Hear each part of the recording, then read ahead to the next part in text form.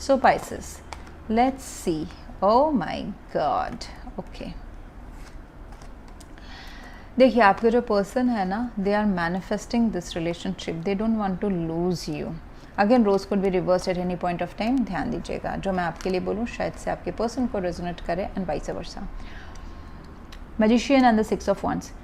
वो सोच रहे हैं, बहुत ज़्यादा सोच रहे हैं, क्या करने से मेरे Pisces would be mine, I would win Pisces. ठीक है, तो आप कहीं ना कहीं मुझे दिख रहा है Pisces that they consider you as a prize gift in their life. Okay, precious gift in their life. वो आपके नज़रों में गिरना नहीं चाहते हैं. वो आपके नज़रों में respectful and attentive होना चाहते हैं. So they will from internally they want to take action. ऐसा क्या करूं कि ये रिश्ता मेरे लाइफ में रहे एंड बहुत ही खुशियाँ भी लाए. इट्स नॉट ओनली कि survive with the 6 of wands, मतलब सेलिब्रेशन के साथ रहे. यहाँ पे मुझे दिख रहा है कि तराजुए जो गिव एंड टेक है ना, and more over the emotional and the practical give and take है, वो शायद से इम्बैलेंस्ड है. Justice is coming in the not so good position. Okay, so वो इम्बैलेंस्ड है. कार्मिक जस्टिस कभी ना कभी इस लाइफ टाइम में हो या पास्ट लाइफ टाइम में हो, आप दोनों के बीच में इम्बैलेंस रहा है. मतलब किसी ने किसी का अकाउंट तो भारी किया है.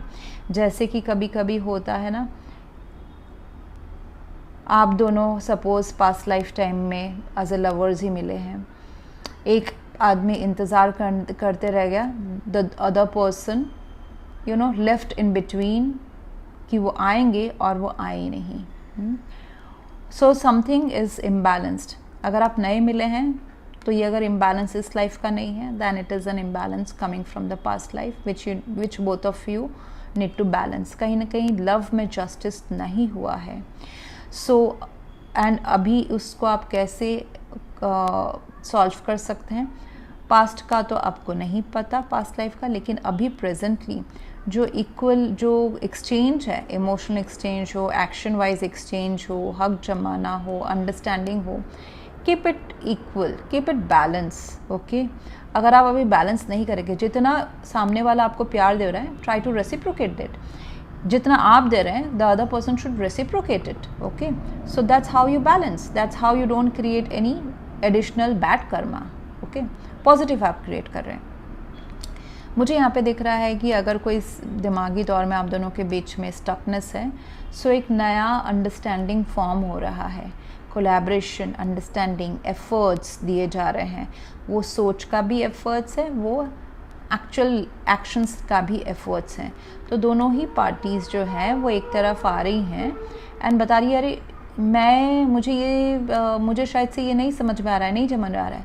सो सामने वाला उसको समझा रहा है कि देखो ऐसे है. So there is a adjustment, मतलब 50% आप आगे आ रहे हैं, 50% वो आगे आ रहे हैं. इससे मुझे ये पता चलता है कि आप दोनों के परवरिश में, कल्चर में, जो जहाँ आप पैदा हुए हो, शायद से it's a different location, it's a geographically and ground wise, मतलब इस धरती में पैदा होने के बाद में you have been in different conditions. इसमें आप दोनों की गलती नहीं है. Soul wise it is like lovers, soul wise you are connected, no problem with that.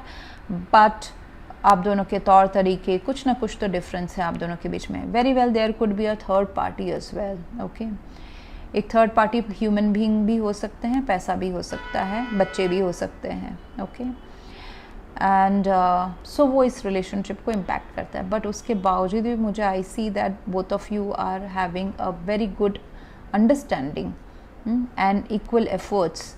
एक दूसरे से सीख के आप आगे बढ़ रहे हैं. अगर आप दोनों को एक साथ काम करना है, it's a good situation for both of you. Okay, यहाँ पे मुझे दिख रहा है कि ये रिलेशनशिप एक लॉन्ग टर्म की तरफ जा रहा है. इसमें पोटेंशियल है कि आप दोनों ही एफर्ट्स डालोगे एंड एक अच्छा हिस्ट्री क्रिएट करोगे.